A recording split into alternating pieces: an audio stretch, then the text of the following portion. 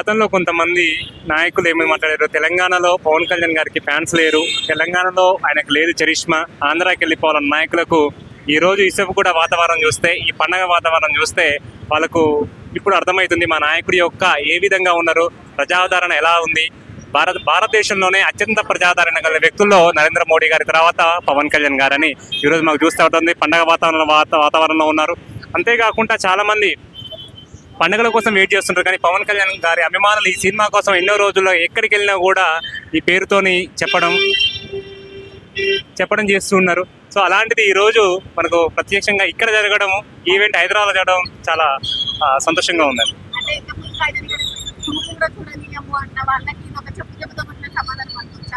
ఇంకా చెప్పు దెబ్బ కన్నా ఎక్కువ అండి, ఇంకా దేనితైనా కొట్టుకోవచ్చు. ఎందుకంటే మీరు చూస్తున్నారు రోడ్లు బ్లాక్ అవుతున్నాయి, వందల మంది పోలీసులు సెక్యూరిటీ కంట్రోల్ చేస్తున్నా కూడా కంట్రోల్ కాకుండా ఉన్నారు.